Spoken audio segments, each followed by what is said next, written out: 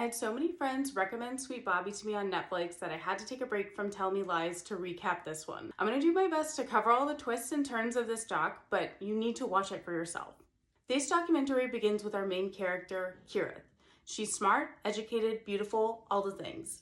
She has pretty traditional values. She's close to her parents, her family, and culture. She meets Bobby online and builds a relationship with him. She knows his friends, his family, and better yet, Bobby's brother dates Kirith's cousin. So the audience feels like it's not too crazy that Kirith and Bobby are friends, although they haven't met in person. Their relationship continues online with gaps of time in between. Bobby gets married, then later divorced, engaged a second time, and that ends up not working out as well. All is to say that Bobby and Kirith maintain a friendship over a period of time. Bobby's life takes a turn for the worse after his second failed relationship. Right after he tells Kirith that he's single again, he enters witness protection due to a business deal gone south.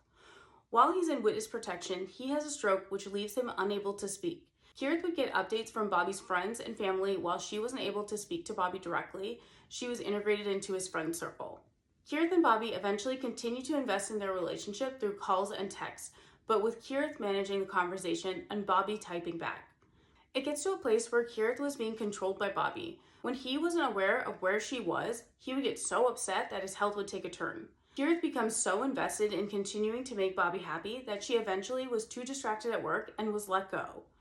Bobby has essentially isolated Kirith to ensure that he is all that Kirith had.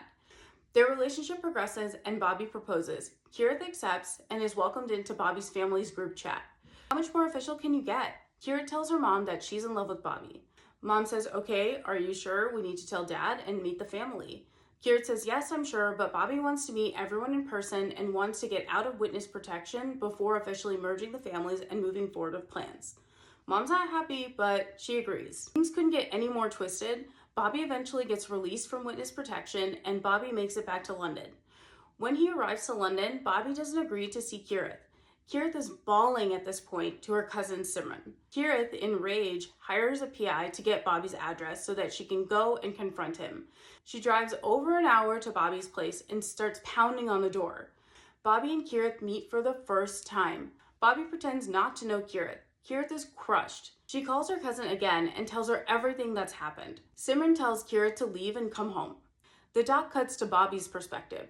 It turns out that Bobby has never met Kirith in his life. He really had no idea who Kirith was. After 8 years of building a relationship with Bobby, Kirith learns that it was all a lie. So who was it then? Who did this to Kirith and her poor parents?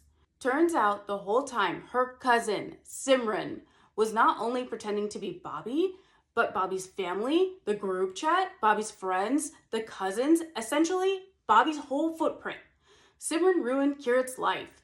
Simran was eventually asked why. It was an investment of 8 years into Kirith's life. For what? Kirith never gets those answers from Simran. Kirith now works to ensure that this doesn't happen to other people in the future. This twisted, heartbreaking documentary gets a 10 out of 10 from me. My name's Priya, and thank you for spending the TVT with me. Bye.